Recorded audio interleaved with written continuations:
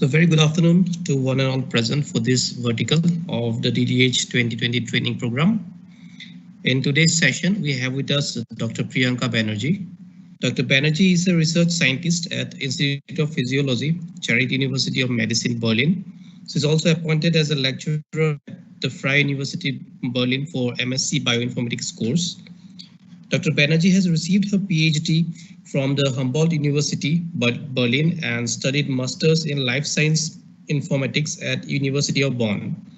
Her fields of interest are computer-aided drug design, chemoinformatics, and computational toxicology. Her current work is focused on patient-centric drug discovery and applications of theoretical methods integrated with experimental observations in understanding the risk-benefit profile of drugs. Dr. Banerjee is greatly interested in the development and application of computational methods for analyzing risk associated with chemical compounds. She has worked with machine learning algorithms and experienced in developing computational models for the prediction of chemical toxicity. She has developed models for the Tox21 Challenge platform initiated by National Institute of Health USA and achieved recognition as one of the top 10 winning teams within the Tox21 Challenge 2014. She developed the toxicity prediction platform ProTox2, which currently includes 36 freely available computational models for the prediction of chemical toxicity. In today's session, Dr. Banerjee will be talking about the machine learning methods in chemoinformatics. So I now hand over the session to Dr. Banerjee. Hello, thank you, Dr. Sharma, for such a nice and warm introduction. Hello, everyone. Welcome. And today we're going to talk about or learn about machine learning methods in cheminformatics. And before I start, just a small, introduction about the computational approaches or drug discovery process and what are the steps. The process of CAD begins with identification of target, discovery, or hit compounds, using data from wet lab experiments and subsequently via high throughput screening. So typically CAD screen library of compounds against a target of interest, thereby narrowing the candidates to few smaller clusters. And as you can see here, we have different steps. We have target discovery, hit identification, lead optimization, preclinical trials, clinical trials. Now, depending on which is your area of expertise or how you are addressing the problem, this from the computational point of view can be divided roughly into three different steps, which is ligand-based, where you have QSR modeling, computational chemistry, chemical space, you have cheminformatics, and molecular profiling. Then you have a structure-based approaches where you have molecular modeling, protein structure prediction, molecular docking, molecular dynamics. From the system-based approach, you have network pharmacology, proteochemometric modeling, and you have pathway analysis, which all plays an important role in the field of computational drug discovery. So what is machine learning? Because today we're going to talk about machine learning. So machine learning is the field of study that gives computers the ability to learn without being explicitly programmed. So what happens is that a program is said to learn from experience, which in this case is a data, with respect to some task, which is the prediction endpoint, and some performance measure, which is the matrix that we use to rate the performance of the model. It is believed if the performance of the task is measured by P improves with the experience. That means if you have a proper data with the increased number of good data, this performance will increase.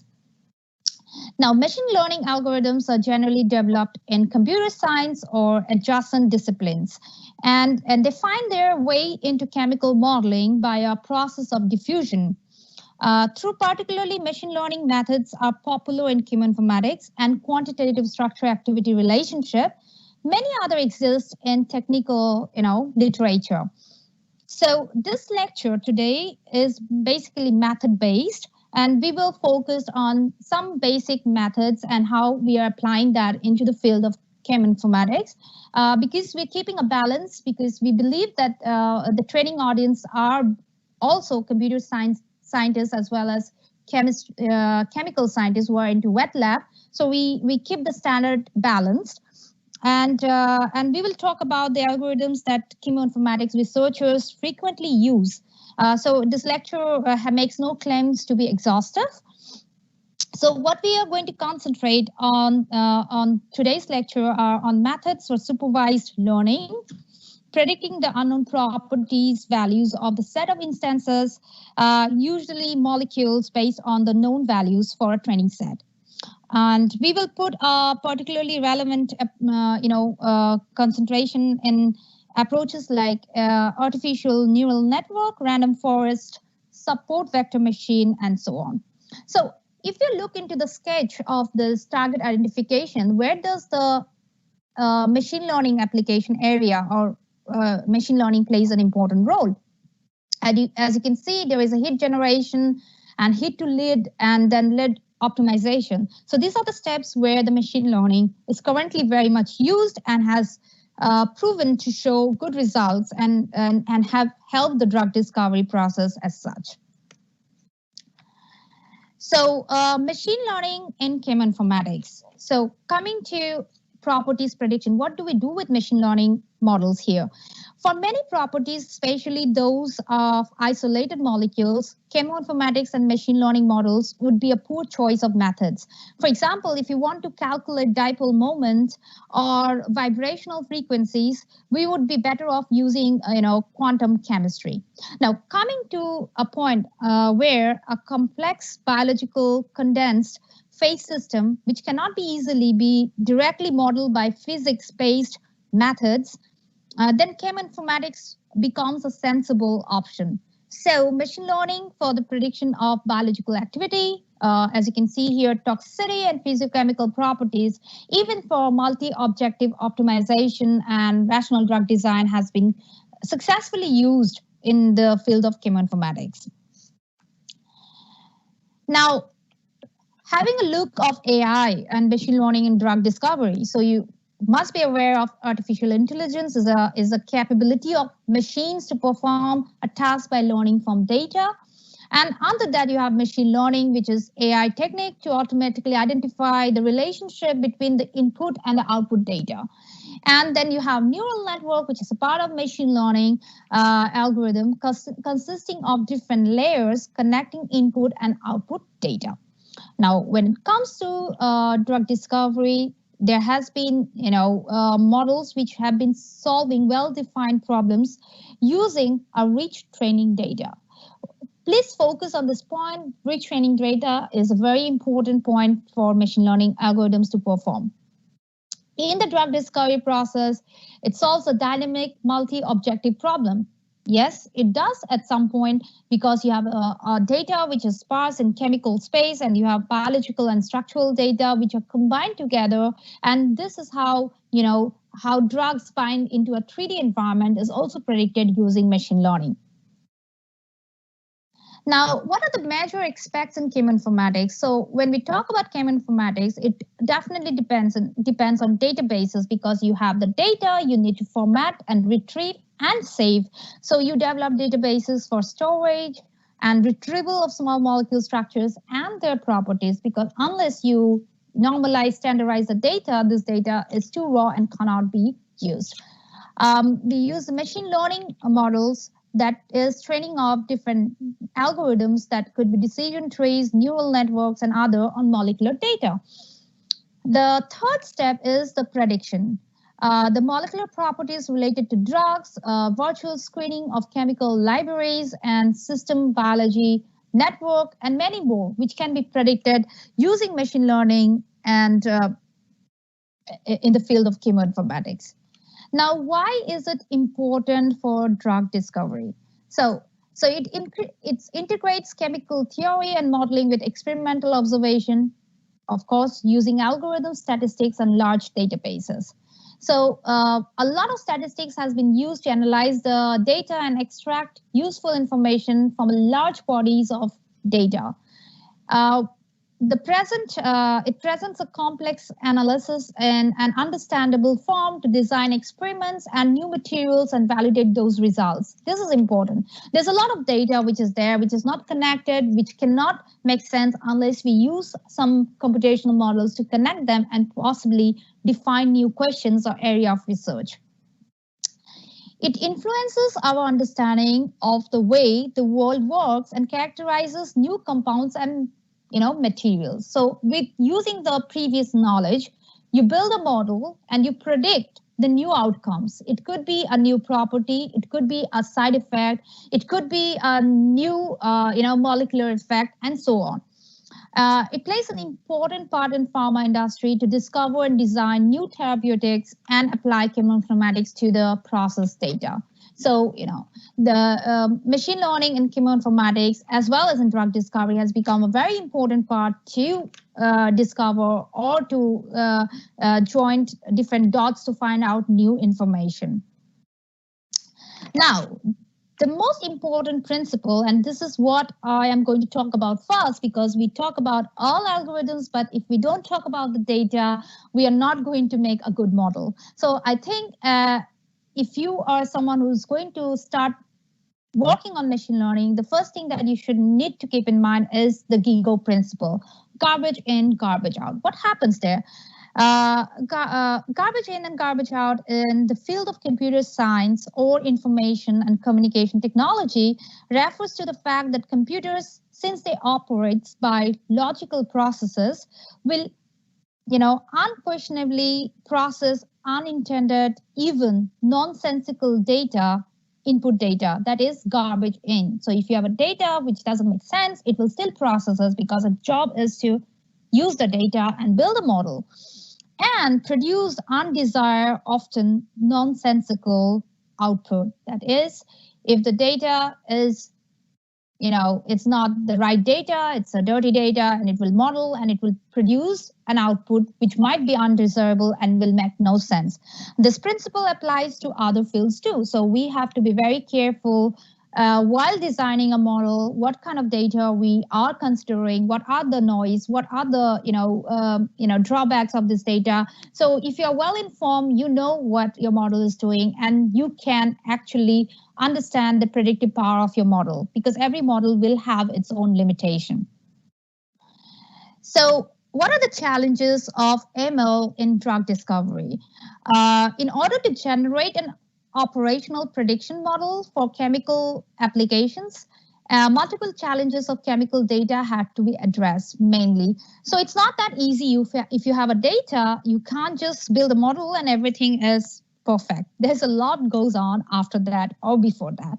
The first challenge is the representation of chemical structures. So what happens here? Chemical structures are flexible 3D structures that change shape and conformation as they interact with the environment. In order to apply statistical methods, the compounds are represented as vectors of molecular descriptors. So you are representing a highly dynamic and changing structure into a set of vectors in numerical values. So that itself is a very complicated task. These numbers reflect the shape, charge, connectivity, and other popular properties derived from 2D and 3D structure. So when you're reducing this information in terms of numerical values or vectors, you are definitely there is some kind of information loss. It's not always the exact representation of the chemical structure. So the next thing is the constitution of empirical measurements. So a collection of empirical data like laboratory data or measurements is exposed to different sources of errors. And it could be an inaccurate labeling, or it could be a systematic measurement errors and the inherent errors of measuring a system. So everything has its own limitation. Thus, each modeling approach requires a thorough pre-processing, including outlier analysis, visual data inspection, and if necessary, normalization. So while considering data coming from different lab setup or experimental setup, we have to also keep in mind that this data brings errors with them, which is sometimes easy to predict or analyze, and sometimes it's not. The amount and distribution of data, in the early stages of drug discovery process, there is a little knowledge about the target. As you have seen, how we started with COVID-19, drug repurposing, we had a very limited knowledge, and what we did in the initial phase of our building models or building drugs or repurposing, with time, with more amount of data came those approaches, if not became invalid, but had its own limitation, right? So the target and available data sets are small and of low diversity that is given. So prediction models based on this kind of data are prone to be overfitting and show a low generalization ability. So, you can't generalize those models because they're based on limited, very conserved data set. Though the data set grows stepwise with the ongoing development, the newly investigated compounds commonly lie beyond the previous examined series of compounds. That means the applicability domain of the model is questionable because you have used certain compounds and now you have a new range of chemical structures. Can your model predict them properly? Thus, prediction results in inaccurate due to missing information in the chemical space. And this is a very normal and a very tough problem that we encounter while building machine learning models. And the last and most important is the complexity of chemical interactions. As you can see here, the ML and chemoinformatics relies on assumption that similar molecules exhibit similar activity. That is the similarity property principle. We believe that things which are similar in structure will have the same biological activity. This implies the activity value changes continuously over the chemical space and can be predicted as smooth surface. As you can see here, these are the plots with activity values, and you can see this is a smooth region, which helps us to understand the similarity property principle is indeed followed here because we have similar structures showing the similar kind of activity. Unfortunately, similar compounds may in some cases process extremely different activity, leading to rugged canyons, as you can see here, which are often termed as activity cliff region. Now, what happens is that the detection and modeling of this activity cliff is a problem of ongoing research in chemistry. So it is, it is a problem from the experimental point of view, and that is reflected in a model too. So our current chemical knowledge is somehow incomplete, and we cannot expect a perfect model on the basis of incomplete information. So why I'm telling you all this before I tell you how good models are is because you should know the limitation of ML. And sometimes those limitations are from the algorithm point of view, and sometimes it's from the data point of view, and which is both of the point of view is important, because when you build a model, you must have a realistic estimation of your model and not over-promising or overfitting, right? So there are types of learning, right? There are different types of learning. Machine learning algorithms can be divided into unsupervised, semi-supervised, and supervised. And in the unsupervised, you have k-means clustering. And in the semi-supervised, you have the co-training, mixture models, self-training, and in supervised, you have like, classifiers like SVM, decision tree, artificial neural network, and so on. So how does this learning depend on the data that has been provided, right? So the training set may consist of samples with associated levels. So you know the sample, whether it is active or inactive, toxic, non-toxic, and this kind of data sample can be used and can be applied for supervised learning scenario. So if you have solely samples without levels, like you have no idea what this compound is going to do, what is the activity, is it involved in some kind of endpoints, then you obviously use the unsupervised learning scenario where you cluster the compounds and you see what is and predict the activity. And then you have a mixture of data set where you have the leveled and unleveled samples, and then you are definitely going to end up doing with semi-supervised learning classification or algorithms. Now, depending on the machine learning that you have, whether it's a classification model or a regression models, depending on the data set that you have in hand, machine learning models can be, or classification or regression can be defined as a linear, where a linear classifier achieves this, making a classification decision based on the value of linear combination of the, of the characteristic. For example, it could be regression model, it can be SVM, given that no kernel function is used. And then you have nonlinear functions, which are functions can be used to separate instances that are non-linearly separable, as you can see in this particular plot. A classical example is k-nearest neighbor methods, and you can use kernel-based support vector machine and so on. So, and then you have the local instances which need to be, deal with clustering and so on.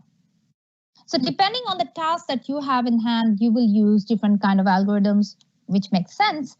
So computational prediction. So rapidly evolving data resources from various levels of information, such as chemistry, bioinformatics, proteomics, genomics, have been shown that there is interconnections and been the foundation of predictive science.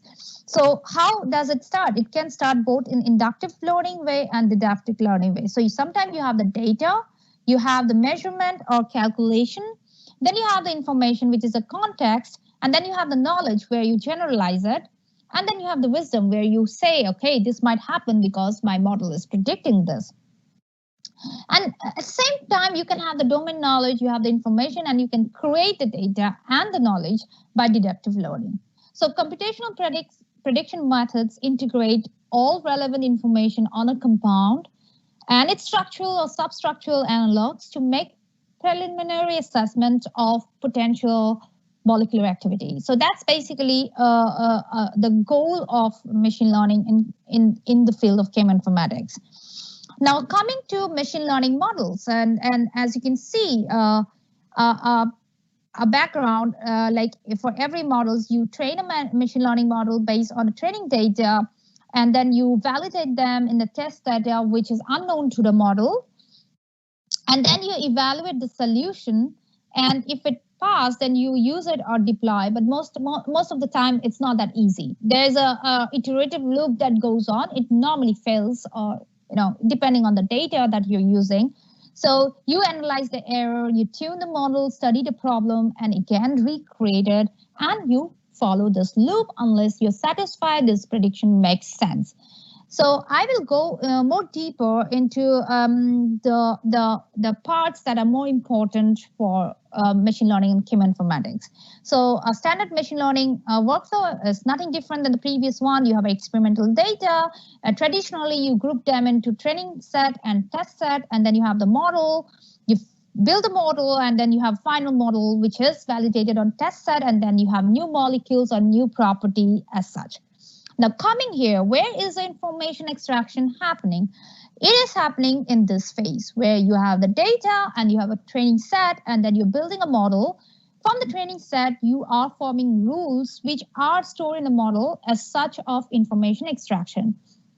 Now, depending on how the model can be interpreted, you can obviously go back and look into those information extracted. This helps you to understand why and how this model is predicting, right?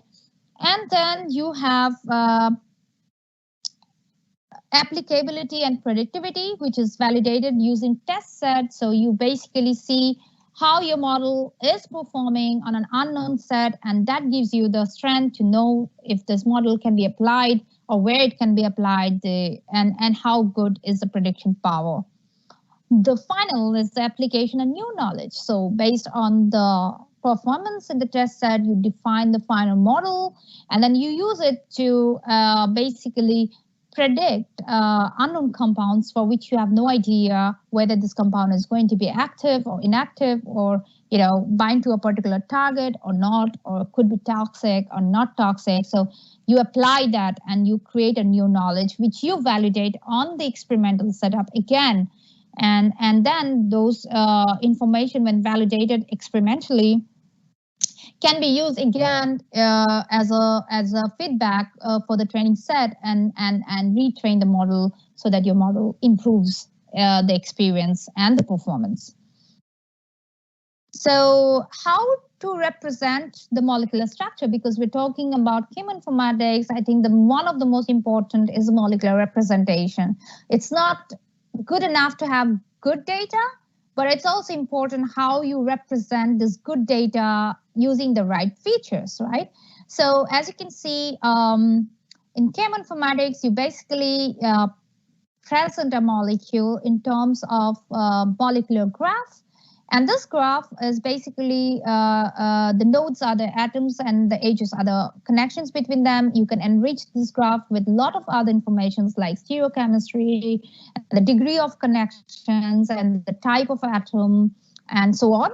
So once you have a molecule here, you can see the two molecules are represented. You can convert this graph into different feature sets or descriptors. One of them is smiles, and I'm pretty sure with the series of training that we had in this platform, you are aware of these features now. So I'm not going to get more details on it. So, they are called smiles. They are string-like structures. Then you have molecular fingerprints. So there are binary representations of molecule. And you can also have or present them in terms of molecular surface. And the pharmacophores, which are 3D or molecular recognition of stereo interactions or important interactions that are involved in some kind of molecular recognition of the compounds.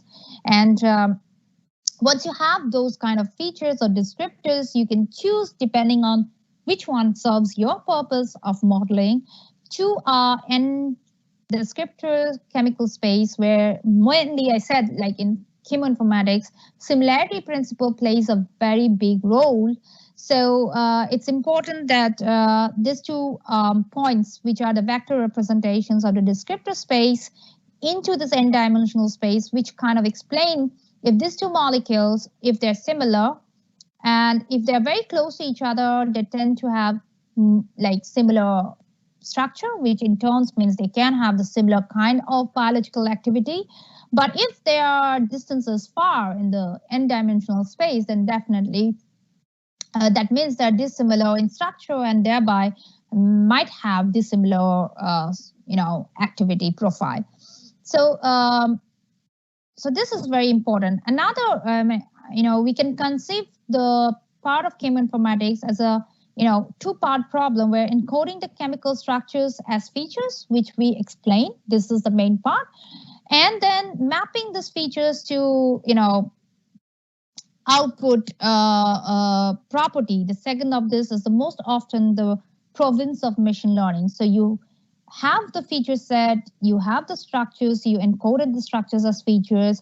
As you can see, I'm not sure if it is well, like you can see it properly, but you can trust me that these are the name of the compounds, and you have the log P, log 2 values of physiochemical properties which are encoded in these features, and then these features are mapped to the property, and then they are fed into a machine learning algorithm, and so on.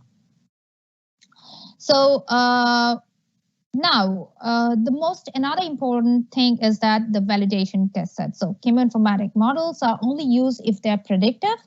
It is not sufficiently simple to fit known data. That means you have a training model. Useful model must be able to generalize to the unknown data and thus must be validated. So a traditional way of doing is to have a total data set, like you get an initial data set and then you divided them into two parts, which is the training set and the test set. The training set is used to build the model and its property values are known to the algorithm. So there's nothing hidden from there. However, the model is then tested on the test set whose property values are not given to the machine learning algorithm. So this is completely unknown set. But there is in many machine learning approaches, we produce models sufficiently complex to contain internal variable parameters. That is the case. And often it is helpful to optimize the parameters by holding back part of the training set as an internal validation set, which is used to find the parameter values, giving the best predictivity. So that means that we can also use an internal test set, which is also called the holdback set, and that helps us to understand the predictive power of the model. As you can see, and the next is a cross-validation. As I've spoken, the internal validations and so on.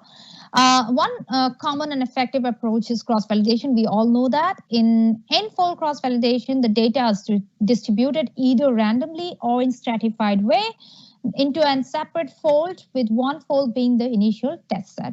Now, what do you mean by randomly? So randomly is like you don't care about how many positive or inactive, active or inactive instances are in each fold. So it's a random assignment. But if you want to do a stratified way, then you definitely contain or try to retain the same ratio of inactive and active in all the folds. Typically, 5-fold or 10-fold cross-validations will be carried out. So you basically go with 5-fold or 10-fold cross-validation. It's also fairly common to use leave one out cross-validation, in which a separate model is built to predict each instance trained on the remaining n-1 instances. So here you can see a design of a cross-validation exercise here shown for 8-fold cross-validation. The identities of the 6 training set, 1 set, and 1 internal validation folds are cyclically permutated. So you have 8-fold, and then you permutate based on this fold, and so on. So these two are validation and cross-validation. Of course, they are important parameters that kind of help us to judge the model, tune the model, and also know the predictive power of the model. So applicability domain, that is another very important concept before you start a machine learning model. These are the things that has to be clear in your mind. You should know that this is important. So what they basically depends on the types of, the goal of defining an applicability domain for a predictive classification model is to identify the region in chemical space where the model's predictive or predictions are reliable. So this is very important. And unless you know which are the chemical space where the model can where the predictive power is reliable, we really don't know the model so well then. So you can't be confident of the model that you have built. So it is based on the types of chemical structures, it's based on the physical chemical properties, and also sometimes mechanism of action is considered. So there are different ways to look into it. One of the way is doing a bounding box way of finding the AD, which is the applicability domain.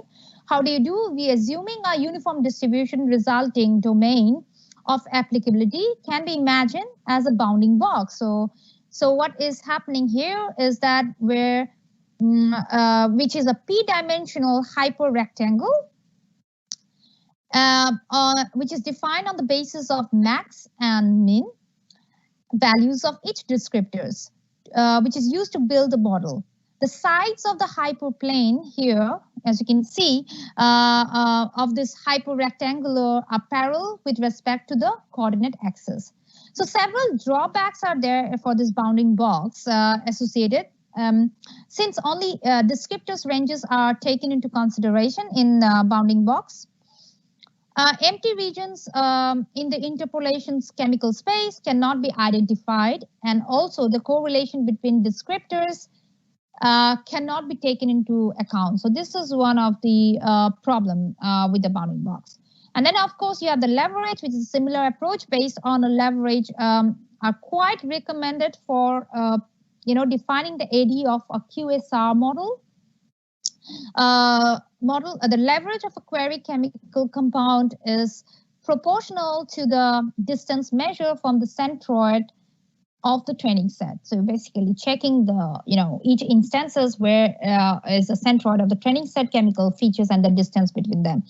Given the data X, as you can see here, it is about obtaining the leverage matrix H with equation where X is the model and X to the power of T is the transposed matrix. So you basically calculate the distance from the centroid of the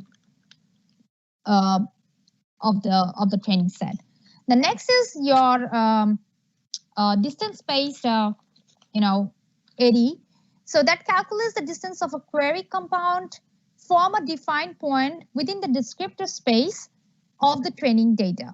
The general idea is to compare the distance measured between different point and the data set with a predefined, threshold. When we have identified suitable descriptors, we build the chemoinformatic predictors from them, and the prediction accuracy is particularly, judged based on the applicability domain of the model. So there are different other applicability domain methods, but to explain everything in one talk is just not possible. So you can look into distance-based methods. You can look into probability-based, chemical method, and so on, which can help to assess the applicability domain of the model. So another important thing is interpretability. So we have identified suitable descriptors. We have built a chemoinformatic prediction models for them.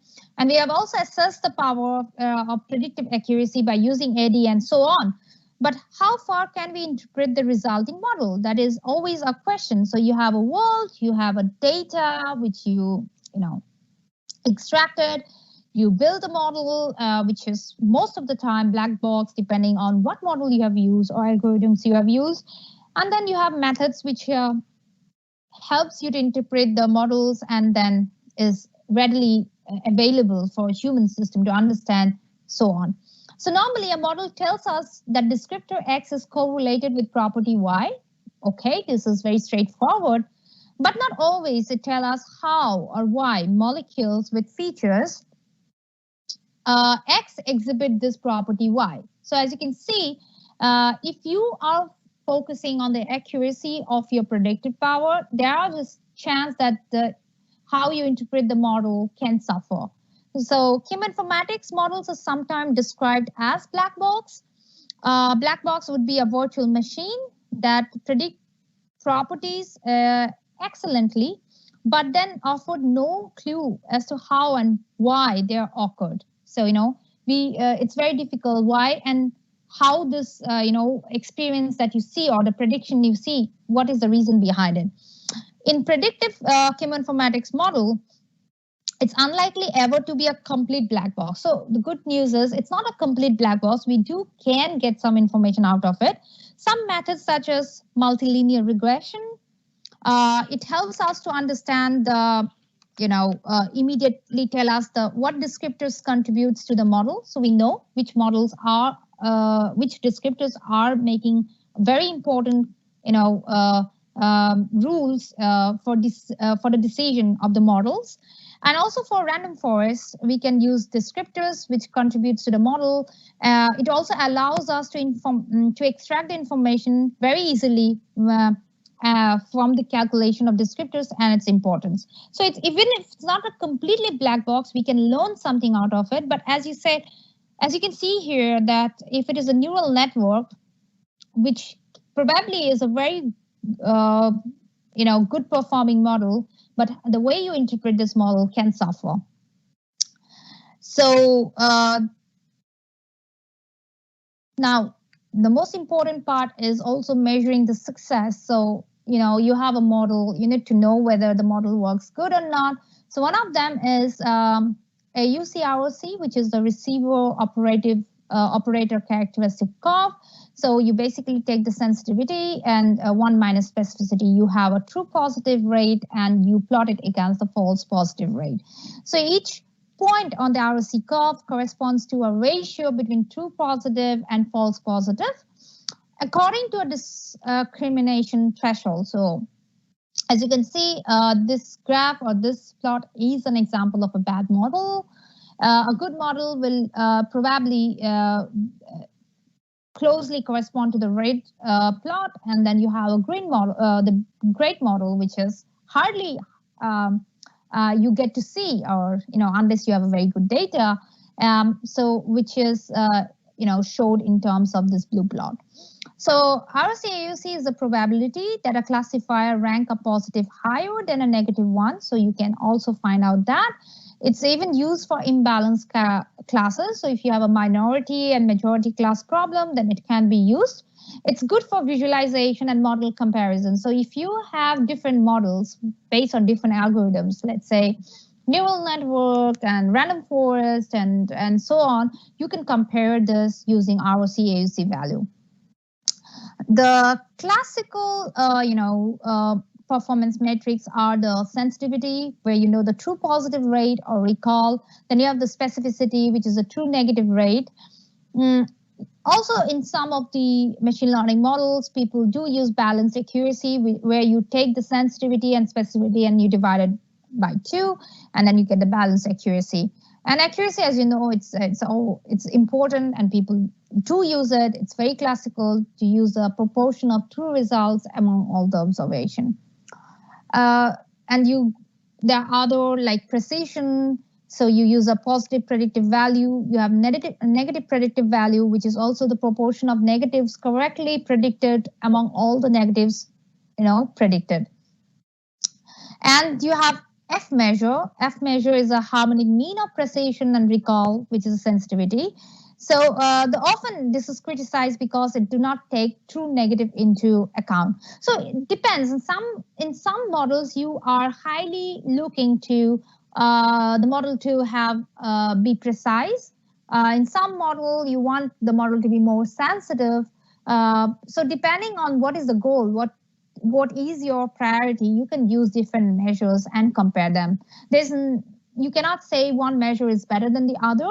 Some, of course, have their own strength.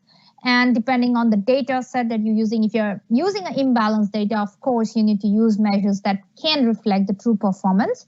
But as I said, the goal of your predictive model is also important to decide which measures make more importance. Then you also have the performance metrics for Matthews correlation coefficients. It does measure the quality of binary classifications. It's a correlation coefficient between observed and predicted classifications. What does it do? It gives a result.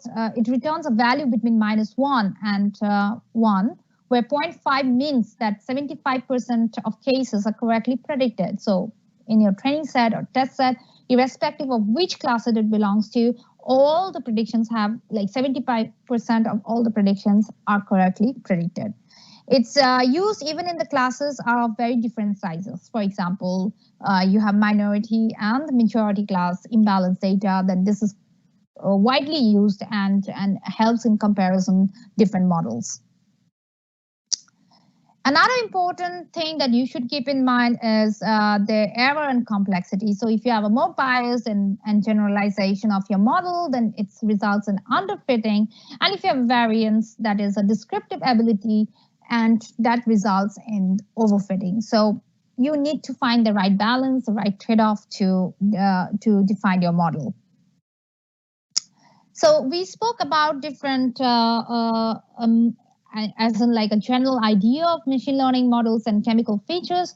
Now we'll go a little bit in details about the algorithms, which are very much used in chemoinformatics for several properties predictions. So one of them is artificial neural network. So what is happened here as an artificial neural network, often simply called a neural network, where the confusion with biology is unlikely, is a mathematical model used for pattern recognition and machine learning. The network's architecture is based on connected neurons in input layer, a hidden layer, as you can see here, and all layers. You can have number of hidden layers, and then you have an output layer. A typical design, each connection between neurons carries a weight. These weights are varied during the training phase as the network seems to learns how to connect input and output data. So before being tested on unseen instances, the AN is inspired by the structure and function of human brain. It is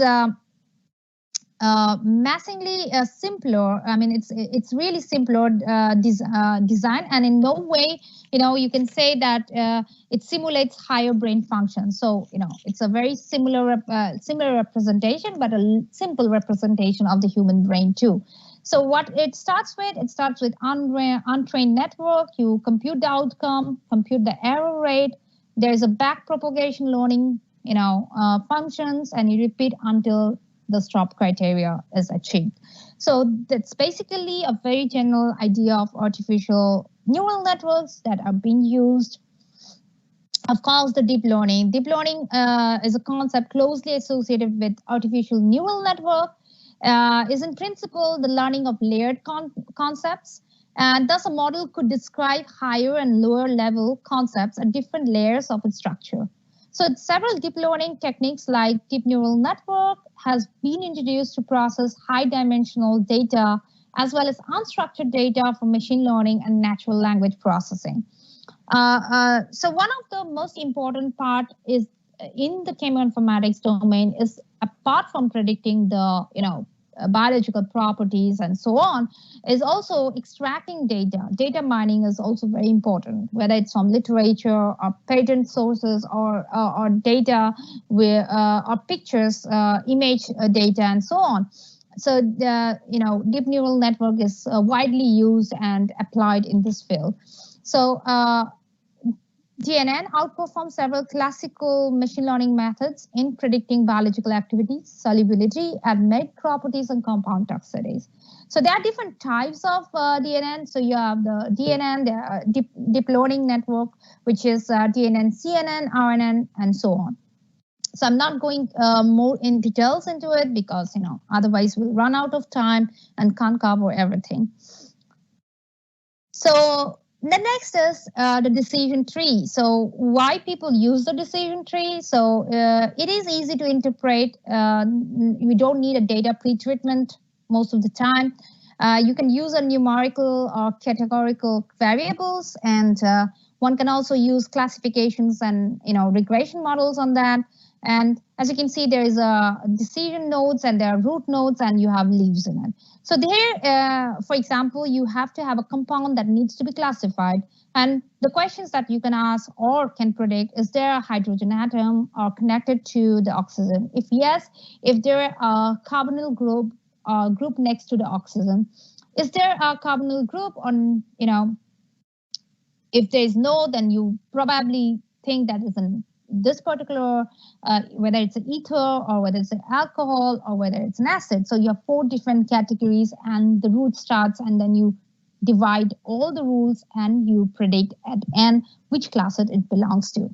So as you can see here, given a query compound objective, which is a molecule, we traverse the tree and the test attributes value of the object. So we assign the class level of the respective leaf to the object. So you will have a compound here, which is CH2COH, and then we need to know if it is attached to an hydrogen atom. Yes. Is there a carbonyl group or group next to the oxygen? Yes. So it's basically acid. So you have a class level. So that's how it works. So decision trees are, are easy to use. There are different types of features. So numerical or categorical. You don't need an explicit metric for this model. It's kind of a white box. So all the relevant features that are observed or used in making the rules, as you can see here, we can actually look which are the rules where playing an important role to define the classes. So you can definitely know why and how they're predicting. And sometimes because it has a high variance, it's prone to overfitting. That you have to keep in mind. So what are the hyperparameters that are required to have this model or to build this model? You need the depth of the tree. So how many trees you want to use, so on. The number of features that needs to be considered. So that is an important criteria. So, and when you talk about decision trees, you have random forest. Random forest is a technique for classification based on ensemble or of forest of decision trees. A large number of independent trees allows random forest to benefit from the wisdom of crowd effect. So you basically use different trees.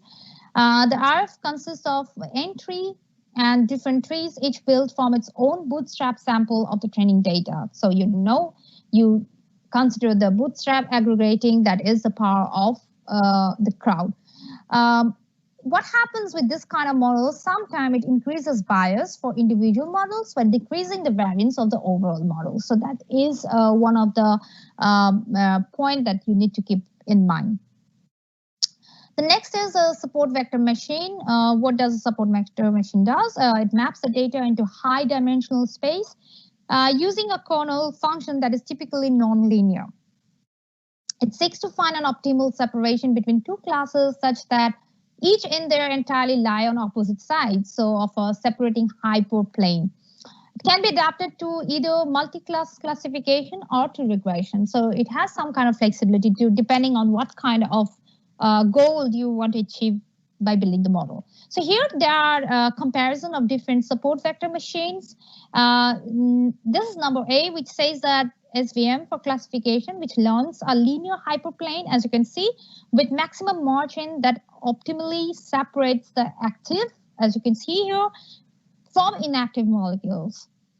And in number B, this picture, you can see that SVMR or SVR, it's a regression which learns a function that predict the binding affinities of each molecules and correlates and correctly predict as possible.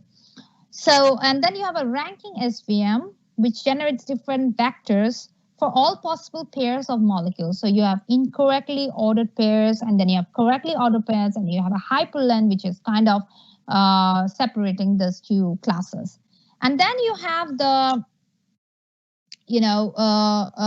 take a set of molecules, which is, you have based on the X molecules and ranking of P of this set, and maps it output to a point in the joint feature space. So you basically check the rank at which this has been, mapped. So wrong mappings are rankings, and then you have the true rankings. So there are different ways you can use the SVM or support vector machines for classifying or predicting models for different types of problems. So as you can see here, if I have to explain in a very layman terms, what is a compound as data points, and negative class is obviously the inactive class, and the positive class is the active compounds. And when you use a reference space described by fingerprints, as you can see here, the black ones are negative class, and this each instance or the points here in the plane is your compounds that has been projected with help of a fingerprint, which is used as a features. And then you have positive class, which is also representing the compounds which are positive, and you have different points and instances, and which is on the other side of the plane, and also projected in terms of the fingerprints. Now, how do you see an SVM in the target ligand space? So these data points are target ligand pairs. So basically you have this negative class where you know that the active compounds with their, so you have the positive class here, sorry, and then you know that active compounds with true targets, and then in the negative class you have inactive compounds with pseudo targets. So that's how these compounds are projected using different functions or kernel functions or hyperplanes. So one of the other, which is very simple and one of mostly used in machine learning models, is k-nearest algorithm. The principle being that an instance is classified by a majority vote of its neighbors. So you basically decide what is the number of neighbors for each test instance is predicted to belong to the class most commonly found closest to it. Closest neighbor. So if you have a k equal to 1, then you obviously consider one neighbor, and then k equal to 3, then you go with 3 neighbors, and so on. There are instances simply assigned to the same class as its nearest neighbor in the feature space. So based on the neighborhood behavior, you classify the instance to different clusters. I think we talked about the wisdom of crowds and why ensemble models are sometimes helpful depending on, as I said, depending on the problem that you are addressing.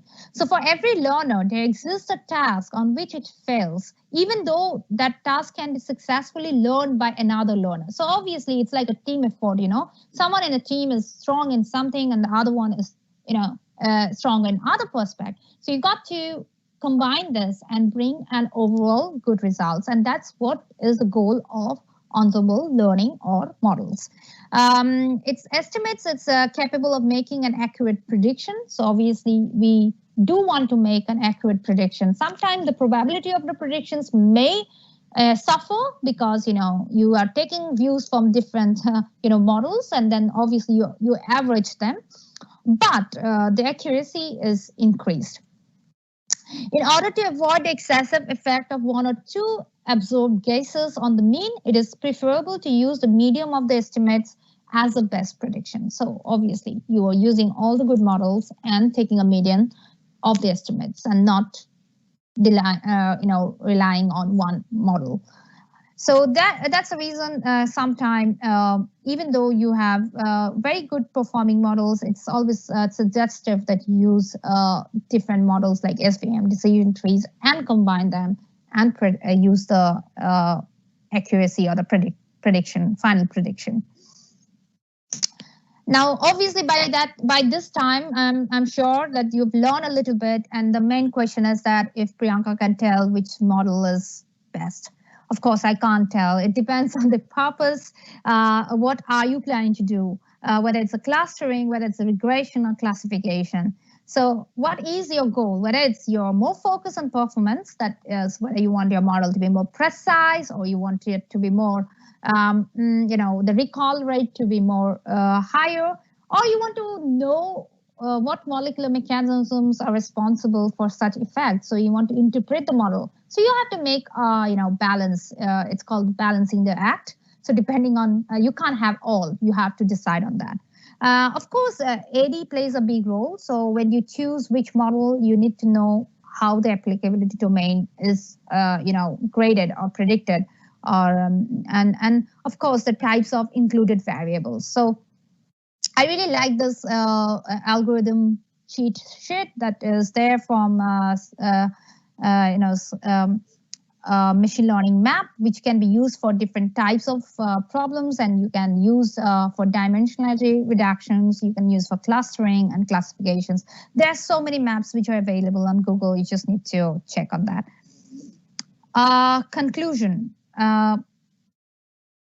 Of course, machine learning, machines learn from the data, so the data is important. No ML or machine learning algorithms always outperforms the others. So, there is always a strength and weakness of each model. You cannot say that this model or this deep learning is better than random forest or so on.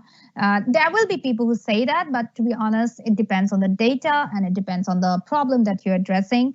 There are instances where random forests have done equally good or even better than deep learning. So you have to keep that in mind. And the validation and applicability domain assessment is very important. And it's also very crucial to define which model will you choose. Of course, pay attention to what performance metrics is telling you. So, whether your model is more sensitive or specific, or, does your model helps you predict the imbalanced data set well, So these are very important criteria that you must keep in mind. I would suggest for a supplementary reading, if you're really new in this field and you want to learn more, there are a lot of theories and algorithms that you can look into this understanding machine learning from theory to algorithms, and it's a great book. You can also read about neural networks in more details. And there are a lot of online courses from, for example, the machine learning course from Stanford University, and also the neural network and deep learning course, which helps you to understand also minor details of these algorithms, which plays probably a big role in the prediction power. So there's so many programming languages. How does one go about choosing a language for Chemoinformatics project? Yes, this is a very important question. So, with the help of Jupyter notebooks, they have made everyone a literate on programming. So now it's all your choice whether you want to program or you don't want to program. But it's not hard to program. So I would just suggest you start using those notebooks, and you can do multiple languages such as Python, R, or even C++, depending on your interest. Similarly, RStudio is also an environment for R development. There are a lot of packages for Cheminformatics in R, like Chemin-R and so on. And it helps to build our data analysis workflow. I've also tried to explain some of the freely available, programming platforms in my previous lecture. So if you're interested to know about them in details, then I would just ask you to go and visit and look for computational toxicology lecture in the same training platform that we have provided, like, I'm not sure, like last month or something. And then, of course, there are NIME. If you are not really into programming, but you are interested in machine learning and you want to try that for your research, I would definitely suggest you to use NIME, which is basically you have a workflow node-wise. You don't have to program, but you have to know the basics behind it. And they're always self-explanatory, and there is a huge user channel where you can post your queries and they help you to understand, and it's a self-learning platform, so you can always use NIME. If you're using Python, then of course there are a lot of machine learning packages, the RDKit. OpenEye is also very good in terms of chemoinformatics based machine learning or methods. It's not free. It's maybe for academic user, there is some kind of negotiation, but mostly if you're programming in Java, then this is a great package to look on. CDK is Chemistry Development Kit, which is also very popular. All the big guys in cheminformatics have built this up, and really I've used it for Java programming, and it's really helpful. If you really focus on deep learning based machine learning, then you definitely can go for TensorFlow, which is widely used, and it's very easy to also use it in the Python terminal. And if you want to deal with chemical data and understanding chemical data and conversion of this data set and play with the structure, OpenBabel is also very much used, as well as RDKit. So I don't have a particular choice of packages. It's just which comes handy, which solves my problem. I use that. So you have to keep in mind that every package has its own bug and shortcomings, but while you start using it, you know them well. So it's and then you know how to go through it. Okay, this is good for this one, so I'm going to use this for this, and that has a strength for identifying chemical structures, so I'm going to use that. So that comes with practice. So I would say try with everything. And if you are really new to programming, then I would say just try with NIME and start getting yourself familiar with machine learning. So I'm almost done. So thank you for listening. And I hope that with this lecture, I'm able to motivate you to take some interest in machine learning and programming and use this knowledge in your current projects if it's applicable.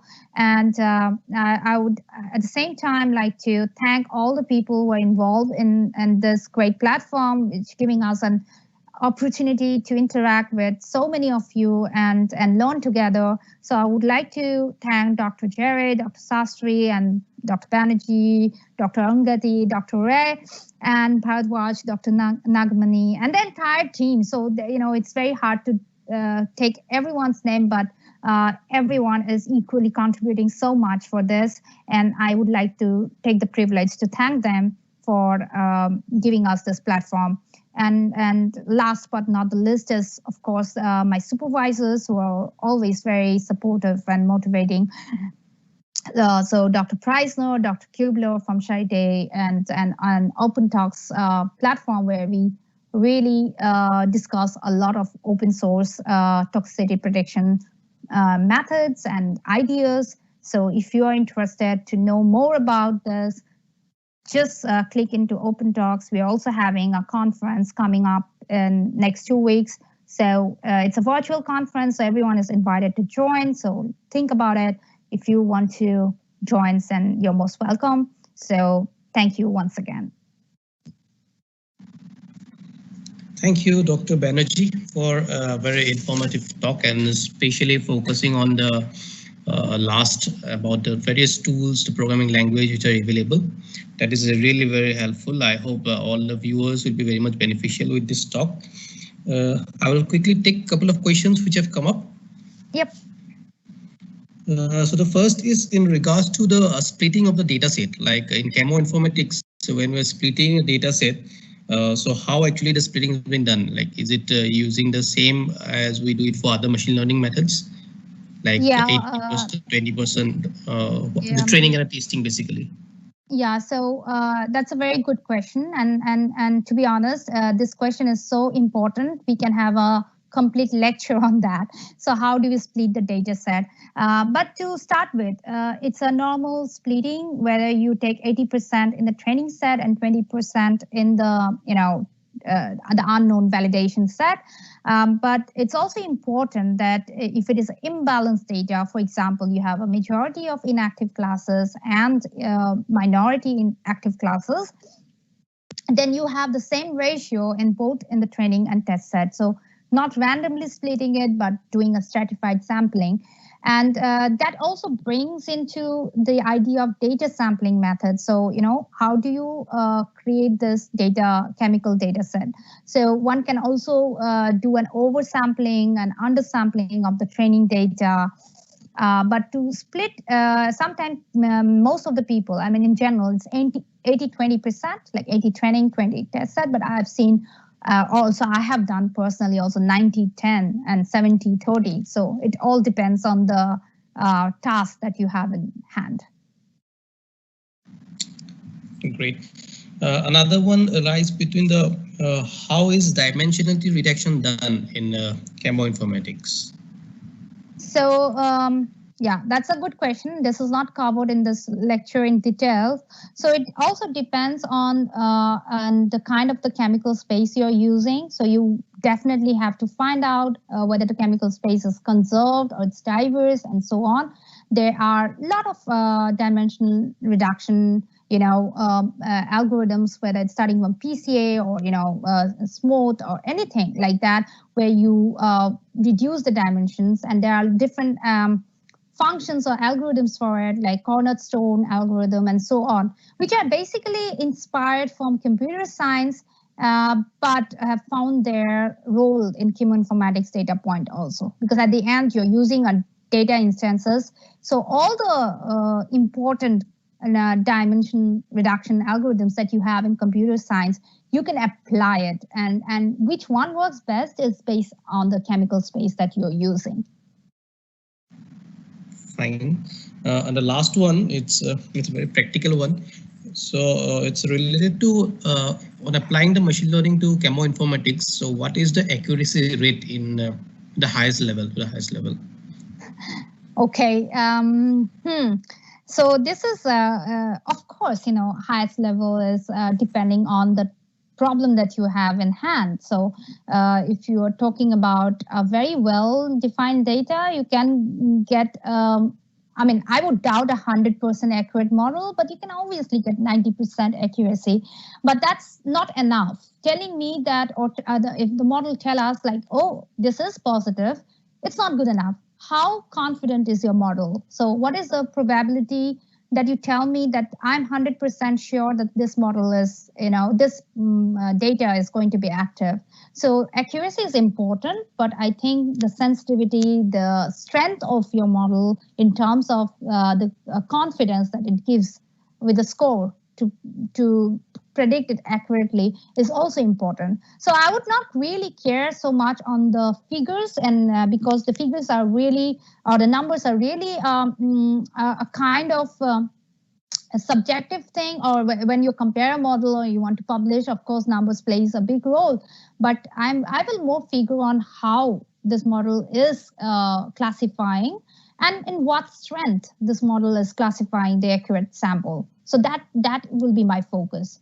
And even if there is a 80% accuracy, but the strength of the model is really good. So if there's 80% accuracy with, let's say, 90% confidence score, average confidence score of the training set, I would go with that model rather something that which is 90% accurate, but the average classification of confidence score is, let's say, 70 for the training set. So it's a matter of choice. There is no a right answer to it. It's always depending on what you understand from the model and what you expect the model to do. So you are the one who gonna choose, and you have to explain your choice. That's it.